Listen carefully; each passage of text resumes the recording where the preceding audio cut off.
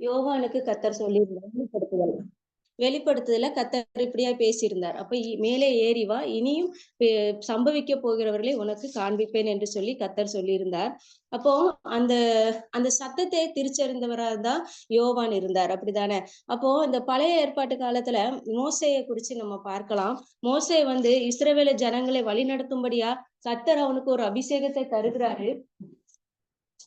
ஆனா, ஆ ஆனா அவன் பல முறையா அவன வந்து தட்டி கழிச்சுட்டே வரான். இந்த ஜனங்களுக்கு மத்தியில நான் திக்குவாயா இருக்கிறேன். நான் மந்த ம ம என்னோட நாவு சரி கிடையாது. என்னால நான் பேச அறியேன்னு சொல்லி பலவிதமான காரணங்களால தட்டி கழிக்கிற ஒரு மனுஷனா தான் மோசே இருக்கிறாரு. ஆனா கர்த்தர் தெரிந்தெடுக்கப்பட்ட ஒரு பாத்திரமா மோசே இருக்கிறாரு. அந்த மோசேய கொண்டு கர்த்தர் என்னென்ன காரியங்களை செய்தார் என்று சொல்லி யாத்திராகம புஸ்தகத்துல நம்ம வாசிக்கிறோம். அதுல அந்த மேலே ஏறிவான்னு ஏன் ஆண்டவர் சொல்லுகிறாருன்னா, அந்த இஸ்ரவேல் ஜனங்கள அத்தன லட்சம் ஜனங்களை வழிநடத்தி வரும்போது பார்வோன் சேனைகளை எதிர்த்து 10 அற்புதம் அடையாளங்களையும் செய்து, அதுக்கப்புறமும் அந்த ஜனங்கள் முறுமுறுக்கிறவர்களா காணப்பட்டாலும் அந்த ஒரு கூட்ட ஜனத்தை அவன் அழைத்து வந்து அ அ எல்லாரையும் ஒரு இடத்துல நிறுத்தும்போது அவன் சொல்லுகிறான், கர்த்தர் சொல்லுகிறார் மோசேயோட, "நீ அவர்களை வந்து பரிசுத்தப்படுத்து. நான் 3ஆம் நாளைக்காக உங்களை சுத்திகரித்துக் கொள்ளுங்கள். நான் உங்களோடு கூட இடைப்பட போகிறேன். யாரும் அந்த மலைக்கு கீழ வரக்கூடாது.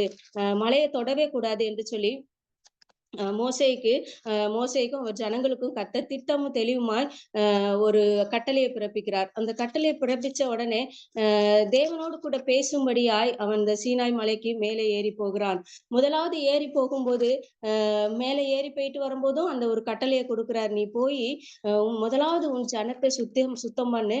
அதுக்கப்புறம் அவங்க மலையை தொடக்கூடாதுன்னு சொல்லி யாரும் அந்த அந்த எல்லைக்குள்ளே வரக்கூடாதுன்னு சொல்லி திட்டமும் தெளிவுமாய் போய் சொல்லு அப்படிங்கிறாரு. ஏன்னா கர்த்தர் பேசுகிற ஒரு சத்தம் வந்து அவ்வளவு வல்லமை உள்ளது. எதிர்காலத்தை குறிச்சு கர்த்தர் பேச போகிறாரு. அப்படிப்பட்ட ஒரு வல்லமை உடைய சத்தத்தை அவன் கேட்பதற்கு ஜனங்கள் எப்படிப்பட்டவர்களா இருக்கணும்ங்கிறத கர்த்தர் அவனுக்கு வெளிப்படுத்துகிறாரு. அந்த இடத்துல அவன் மேல ஏறி போகும்போது முதலாவது 70 பேரோட போறாரு. ஒரு ஆரோனும் ஆரோனுடைய பிள்ளைகளும் பிற 70 மூப்பர்களோடு கூட அந்த இடத்துக்கு போகிறவராய் காணப்படுகிறாரு. பின்ன அப்போ அவங்க எல்லாம் போய் என்ன பண்றாங்கன்னா தேவனை தரிசித்துட்டு இறங்கி வந்துருந்தாங்க. அதுக்கப்புறம் அதுக்கப்புறம் போகிறாங்க. அதுக்கப்புறம் யோசுவா அவரோடு கூட போறார். மோசே கூட யோசுவா போகும்போது மோசே கூட மேலே ஏறி போகும்போது கூட மோசேயும் யோசுவாவும் ஒரு குறிப்பிட்ட பரிதி வரைக்கும் தான் அவரால் போக முடியுது. அதுக்கப்புறம் அதுக்கு மேல போவதற்கு அவனுக்கு அனுமதி கிடையாது. இப்படியா மேலே ஏறி ஏறி போகும்போது அங்கேயும் போய் மோசே தேவனுடைய சத்தத்தை கேட்கறதுக்கு 6 நாள் காத்திருக்கிறாருன்னு சொல்லி வேதத்துல சொல்லப்பட்டிருக்கிறது. யாத்திராகமம் 24ஆம் வசனத்துல இந்த மாதிரி சொல்லப்பட்டிருக்கிறது. 24ல யாரெல்லாம் கூட வரணும் என்று சொல்லி கர்த்தர் சொல்லுகிறாரு. 24ல ஐயோ கரண்ட் போயிடுச்சு.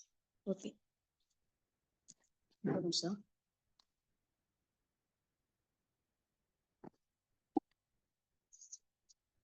இருபத்தி 4ஆம் அதிகாரத்துல 10ஆம் வசனத்துல 9, 10ல இப்படியே சொல்லப்பட்டிருக்குது. பின்பு மோசேயும் ஆரோனும் நாதாபும் அபியோவும் இஸ்ரவேலுடைய மூப்பரில் 70 பேரும் ஏறி போய் இஸ்ரவேலின் தேவனை தரிசித்தார்கள். அவருடைய பாதத்தின் கீழே நீல கல்லிழைத்த வேலைக்கு ஒப்பாகவும் தெளிந்த வானத்தின் பிரபைக்கு ஒப்பாகவும் இருந்தது. அந்த 70 பேர் தேவனை தரிசித்தவர்கள் இறங்கி வராங்க. அதுக்கப்புறம் மோசேயும் யோசுவாவும் அந்த மலைக்கு ஏறி போகும்போது யோசுவா ஒரு இடத்துல நின்றுதாரு. அதையும் தாண்டிதான் மோசே மேல ஏறி போகிறத நம்ம பார்க்கிறோம். 14ல அவன் மூப்பரை நோக்கி, நாங்கள் உங்களிடத்தில் திரும்பி வரும் மட்டும் நீங்கள் இங்கே எங்களுக்காக காத்திருங்கள். ஆரோனும் ஊரும் உங்களிடத்தில் இருக்கிறார்கள். ஒருவனும் யாதொரு காரியம் உண்டானால் அவன் அவர்களிடத்தில் போகலாம். மோசே மலையின் மேல் ஏறின போது ஒரு மேகம் மலையை மூடிற்று. கர்த்தருடைய மகிமை சீனாய் மலையின் மேல் தங்கி இருந்தது. மேகம் 6 நாள் அதை மூடியிருந்தது. 7ஆம் நாளில் அவர் மேகத்தின் நடுவிலிருந்து மோசேயை கூப்பிட்டார். மலையின் கொடுமுடியிலே கர்த்தருடைய மகிமையின் சாட்சி இஸ்ரவேல் புத்திரருடைய கண்களுக்கு பட்சிக்கிற அக்கினியை போல இருந்தது. மோசே மேகங்கள் நடுவிலே பிரவேசித்து மலையின் மேல் ஏறி இரவும் பகலும் 40 நாள் மலையில் இருந்தார். அப்போ அந்த இடத்துக்கு போனா கூட அந்த மகா பரிசுத்த ஸ்தலத்திற்கு அந்த சீனாய் மலையில மேல நின்னா கூட அங்கேயும் போய் 6 நாட்கள் காத்திருந்த பிறகுதான் ஆண்டவருடைய சத்தத்தை கேட்க முடியுது. பிரியமானவர்களே, நான் இந்த இந்த வார்த்தை வார்த்தைகளை நான் தியானிக்கும் போது இது எப்படியா இருக்கும், இவ்வளவு தூரம் எல்லாம் நான் யோசிக்கவே இல்லை. அப்போ நம்ம தேவ சத்தத்தை கேட்கும்படியே எவ்வளவு தூரம் நம்ம போறோம். ஒருவேளை அந்த 6 லட்சம் ஜனங்களால அவன் எவ்வளவோ இடறலுக்குள்ள உட்படுத்தப்பட்டான். ஒரு பெருஞ்சன கூட்டத்தின் மத்தியில அந்த ஆரவாரத்துக்கு மத்தியிலையும் ஒரு ஒரு கட்டத்துக்கு நடந்து போறான். அங்க மூப்பர்கள் தான் போறாங்க. அந்த மூப்பர்கள் கூட தேவனை தரிசித்துட்டு இறங்கி வந்துருந்தாங்க. யோசுவாக்கு கூட ஆண்டவர் பேசுற சத்தம் இடி முழக்கமா தான் கேட்கிறது. ஆனா அதையும் தாண்டி மோசே அந்த சீனாய் மலை உச்சிக்கு போகும்போதுதான் கர்த்தருடைய சத்தத்தை தெளிவா கேட்க முடியுது. இந்த 4 கேட்டகரியில நம்ம எப்படிப்பட்டவர்களா இந்த நாட்கள்ல நம்ம இருக்கிறோம். இந்த ஆண்டு நம்ம எப்படிப்பட்டவர்களா இருக்க போகிறோம். வெறும் தேவனுடைய இடி முழக்கத்தையும் அந்த சத்தத்தையும் கேட்கிற ஒரு மலைக்கு கீழே உள்ள ஜனங்களா இருக்க போறோமா, இல்ல வெறுமனே தேவனுடைய ஒரு தரிசித்தா போதும், அவருடைய ஆலயத்துக்கு போனா போதும், அவருடைய வார்த்தையை கேட்டா போதுங்கிற அந்த அந்த அப்படிப்பட்ட மூப்பர்கள்ல ஒருத்தரா இருக்க போறோமா, இல்ல யோசுவாக்கு கூட அந்த மகா பரிசுத்த ஸ்தலத்தில் உச்சிக்கு போகும்போது கூட அவன் கேட்டது கூட அந்த இடி முழக்கமான சத்தம் தான். ஆனா இந்த யோசுவாவா நம்ம இருக்க போறோமா? இல்லன்னா அதையும் தாண்டி போயி அவருடைய சத்தத்தை கேட்டு, தேவனுடைய கட்டளைகளை கேட்டு, தன்னுடைய ஜனத்தை நடத்துவதற்கேற்ற எல்லா எல்லா கட்டளைகளையும் பெற்றுக்கொண்டு வருகிற ஒரு மோசேவா அந்த காலகட்டத்துல நம்ம இருக்க போறோமா என்று பிரியமானவர்களே, நம்ம இந்த நாட்களை சிந்தித்து பார்க்க வேண்டும். அல்லேலூயா! அவருடைய சத்தத்தை திரிச்சறிந்து, அவருடைய அப்படிப்பட்ட மலைக்கு ஏறி வருகிற ஒரு அனுபவம் இருக்கும்போதுதான், அவருடைய தரிசனங்கள் இருக்கும்போதுதான் இன்னும் நம்மளால இன்னும் பெரிய காரியங்களை செய்ய முடியும். எப்படி மோசேயை கொண்டு கர்த்தர் பெரிய பெரிய காரியங்களை செய்தாரோ, இஸ்ரவேல் ஜனங்களை எந்த இடத்திலும் விட்டு கொடுக்காதபடிக்கு தேவன் வழி நடத்தினாரோ, அது போலதான் இன்றைக்கு நம்மளையும் கர்த்தர் வழிநடத்த வல்லமை உள்ளவரா இருக்கிறார். அவரை கொண்டு செய்யாத காரியங்களுமே இல்ல. முகமுகமாய் பேசின தேவனாய் நம்ம பார்க்கிறோம். எல்லாருமே ஐயோ தேவ சத்தத்தை நோவா காலத்திலயும் சரி, ஆபிரகாமும் சரி, தேவ சத்தத்தை கேட்கிறவர்களா இருந்தார்கள். அந்த சத்தத்தை அவர்கள் அந்த சத்தம் நோவாவும் கேட்டாரு, ஆபிரகாமும் கேட்டாரு. அவங்களுடைய சத்தம் அவங்களோட குடும்பத்திற்காக மட்டும்தான் இருந்தது இல்லையா? அத கொஞ்சம் நீங்க ஆழமா யோசித்து பாருங்க. அவங்க குடும்பத்துக்காக நோவா வந்து சுவிசேஷம் சொல்றாரு. ஆனா ஜனங்கள் திருச்செல்றாரா? ஆபிரகாமோடு தேவன் பேசும்போது அந்த குடும்பங்கள் எப்படிப்பட்டதா இருக்கும், உன் சந்ததி எப்படிப்பட்டதா இருக்கும் என்று கர்த்தர் பேசினாரு. அதே போலதான் மோசே கூடயும் பேசுகிற அந்த தீர்க்க காலத்துக்கான சத்தத்தை திருச்செறிந்து கேட்டவனா அனாதி காலத்துக்கு இப்ப வரைக்கும் அந்த கட்டளைகள் கடைபிடிக்கப்பட்டே வருகிறது. அந்த 10 கட்டளைகளை இன்ற வரைக்கும் இஸ்ரவேல் ஜனங்களா இருக்கட்டும், யூத ஜனங்களா இருக்கட்டும், இன்றைக்கும் நம்ம கூட நம்ம பிள்ளைகளுக்கு அதை கற்றுக்கொண்டு வருகிறவர்களா இருக்கோம். ஏன்னா அவர் சத்தத்தை திட்டமும் தெளிவுமா கேட்கிற ஒரு மனுஷனா மோசே இருந்தார் பிரியமானவர்களே. அதனாலதான் கடைசி காலத்துல சொல்லப்பட்டிருக்கிறது, அவர் வந்து மோசேயும் எலியாவும் வருவார்கள் என்றுதான் சொல்லப்பட்டிருக்கு. அப்படிப்பட்ட ஒரு திருச்செறிவை, அப்படிப்பட்ட ஒரு தேவ மனுஷனாய் அவன் காணப்பட்டான். அதே போல அடுத்ததா தேவ சத்தத்தை கேட்டது யாருன்னா சவுல்.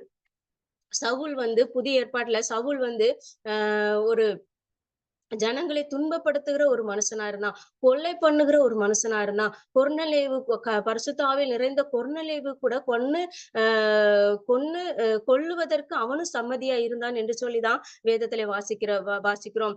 9ஆம் அதிகாரத்துல எப்படி சொல்லப்படுது, சவுல் என்பவன் அப்போஸ்தலர் 9ல சவுல் என்பவன் இன்னும் கர்த்தருடைய சீசரை பயமுறுத்தி கொலை செய்யும்படி சீறி பிரதான ஆசாரியத்திற்கு போய், இந்த மார்க்கத்தனாகிய புருஷரையாகிலும் ஸ்திரீயாகிலும் நான் கண்டுபிடித்தால் அவர்களை கட்டி எருசலேமுக்கு கொண்டு வரும்படி தமஸ்குவில் உள்ள ஜெப ஆலயங்களுக்கு நிருபங்களை கேட்டு வாங்கினான். ஒரு நிருபம் வாங்கிட்டு தான் அந்த ஜனங்களை அந்த தமஸ்கு பட்டணத்துக்குள்ள போக அவன் உத்தரவாகி வருகிறான். ஒரு நிருபத்தோட வருகிறான். ஆனா அந்த தமஸ்கு பட்டணத்துக்கு போகும் முன்பாகவே கர்த்தருடைய வெளிச்சம் அந்த இடத்துல பிரகாசிக்கிறது. அவன் பிரயாணமாய் போய் தமஸ்கு சமீபித்த போது சடிதியிலே வானத்திலிருந்து ஒரு ஒளி அவனை சுற்றி பிரகாசித்தது. அவன் தரையிலே விழுந்தான். அப்பொழுது சவுலே நீ என்னை ஏன் துன்பப்படுத்துகிறாய் என்று தன்னுடனே சொல்லுகிற ஒரு சத்தத்தை கேட்டான். அதற்கு அவன், ஆண்டவரே நீர் யார் என்றான். அதற்கு கர்த்தர், நீ துன்பப்படுத்துகிற இயேசு நானே. முள்ளில் உதைக்கிறது உனக்கு கடினமாய். அவன் நடுங்கி திகைத்து, ஆண்டவரே, நான் என்ன செய்ய சித்தமாய் இருக்கிறீர் என்றான். அதற்கு கர்த்தர், நீ செய்ய எழுந்து பட்டணத்துக்குள்ளே போ, நீ செய்ய வேண்டியது அங்கே உனக்கு சொல்லப்படும். அவனோடு கூட பிரயாணம் பண்ணின மனுஷர்கள் சத்தத்தை கேட்டும் ஒருவரையும் காணாமல் பிரமித்து நின்றார்கள். அவங்களுக்கு அவர் சத்தத்தை தான் கேட்கிறாங்க. ஆனா இவர் என்ன பேசுனாங்கிறது சவுலுக்கு மட்டும்தான் தெரியும். பிரியமானவர்களே, இன்றைக்கும் நம்ம கூட இருக்கிறவங்களுக்கெல்லாம் நம்ம ஏதோ ஒரு நேரப்போக்கு, பொழுதுபோக்கு வேற வேலை இல்லாம தேவ சமூகத்துல காத்திருக்கிறவர்களா தெரியும். ஆனா நம்ம கூட கர்த்தர் நம்ம செவிகளில, நம்ம இருதயத்துல, நம்ம உள்ளத்துல தேவன் பேசுகிற சத்தம் மனுஷர்களால உணரவே முடியாது. அவன் கூட எப்படி மோசே கூட இருந்தவர்கள் தேவ சத்தத்தை கேட்கல. அவருடைய இடி முழக்கத்தை தான் கேட்டாங்க, தரிசித்தார்களே தவிர அவருடைய தெளிவான சத்தம் கேட்கப்படல. ஆனா அதே போலதான் சவுலோடு கூட இருந்தவர்களும் சத்தம் கேட்டார்களே தவிர என்ன பேசினாருன்னு தெளிவா சொல்லப்படல.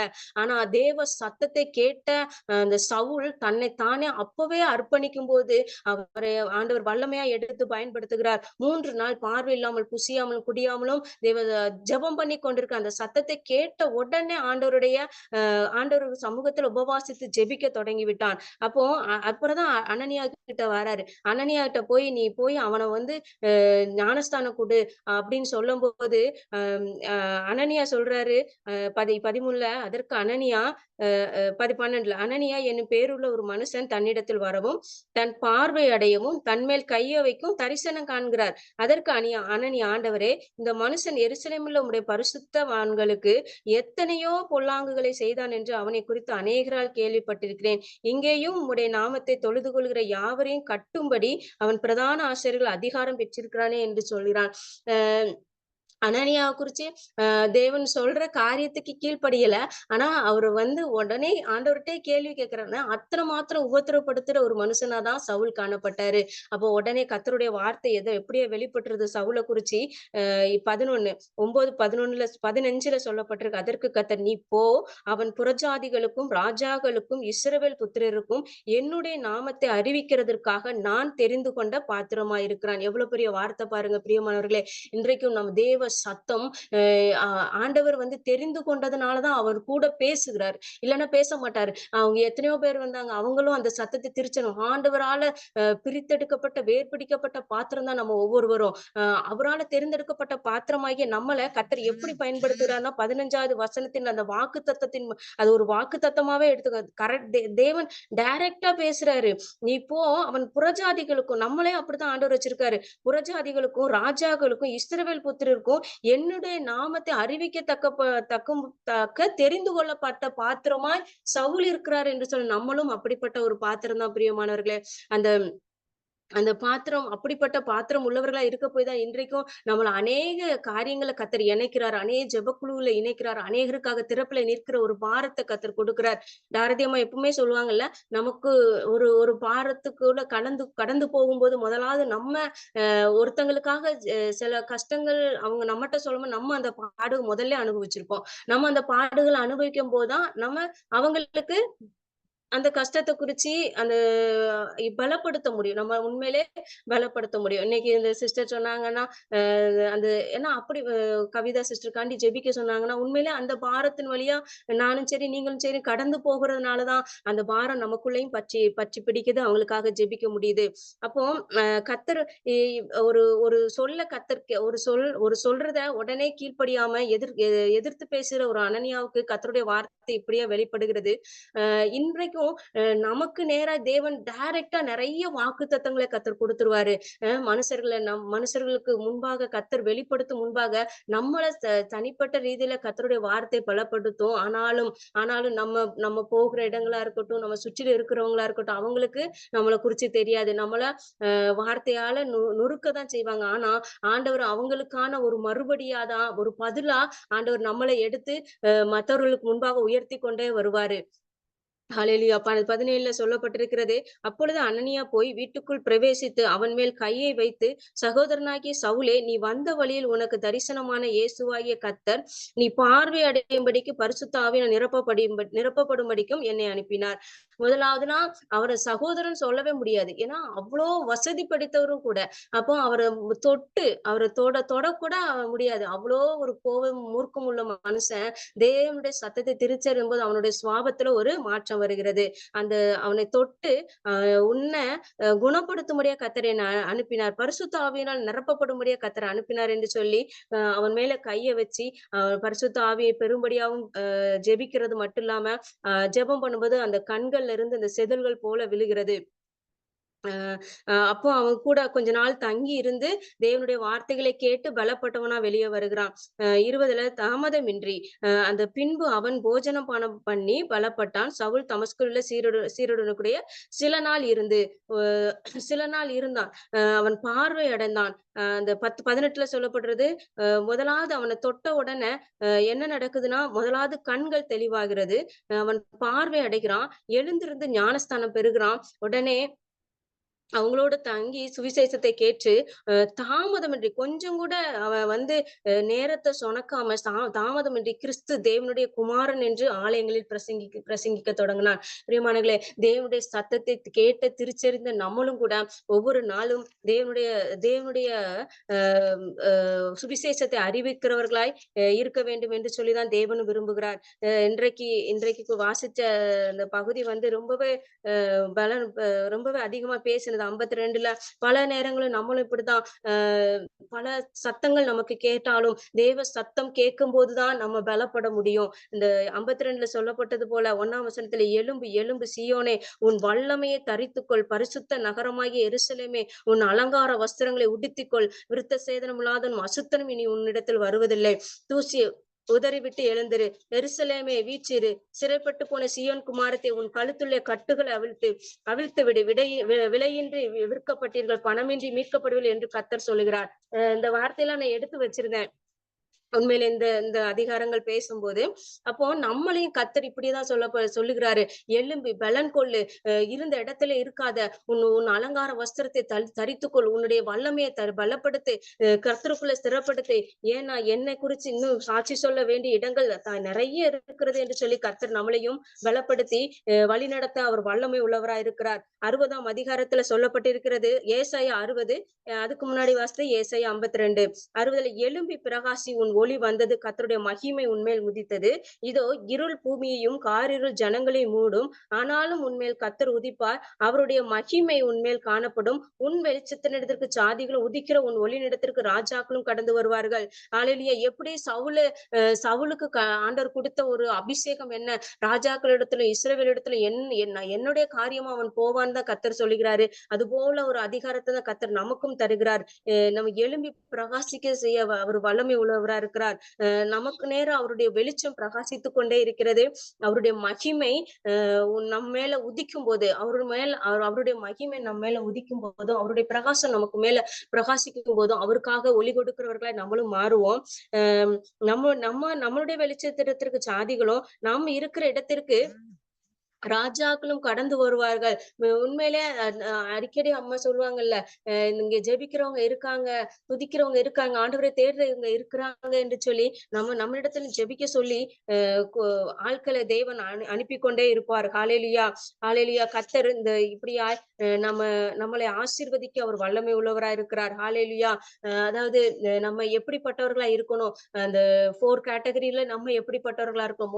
மோசே கூட இருந்த அந்த ஜனங்களை போல இருக்கிறோம், இஸ்ரவேல் ஜனங்களை மாதிரி இருக்கிறோமா, அல்லது யோசுவாவை போல இருக்கிறோமா, அல்லது 70 மூப்பர்கள்ல ஒருவரா இருக்கோமா, அல்லது சவுலை மாற்றின பவுலை போல தேவனுடைய சத்தத்தை நம்ம திருச்சறிகிறோமா, இல்லாட்டி நம்மளை எப்படிப்பட்ட ஒரு பாத்திரமா ஆண்டவர் தெரிந்திருக்கிறாங்க. எழும்பி பிரகாசித்து அதாவது பாவத்திலும் கட்டுகளிலும் அகப்பட்டு இருக்கிற அந்த ஜனங்களை விலையின்றி கிரயமின்றி மீட்கும்படியாதான் கர்த்தர் நம்மளே அபிஷேகம் பண்ணி வைத்திருக்கிறார். பிரியமானவர்களே, இந்த வேலை நாட்களிலும் தேவனுடைய சத்தத்தை திருச்சறிந்த மோசேயை போல, தேவனுடைய சத்தத்தை கேட்டு தன்னை மாற்றிக்கொண்ட பவுலை போல, இன்றைக்கும் தேவன் நம்மளை மாற்ற வல்லமையுள்ளவரா இருக்கிறார். நம்மளை மாற்றிக் கொண்டிருக்கிற நம்மளை கொண்டு அநேகரை மாற்ற அவர் வல்லமையுள்ளவரா இருக்கிறார். பிரியமானவர்களே, இந்த வார்த்தையின் மூலம் கர்த்தர் உங்களை ஆசீர்வதிப்பாராக. ஒரு 10 மினிட்ஸ் பேச கர்த்தர் கிருபை செய்தார். Thank you sister.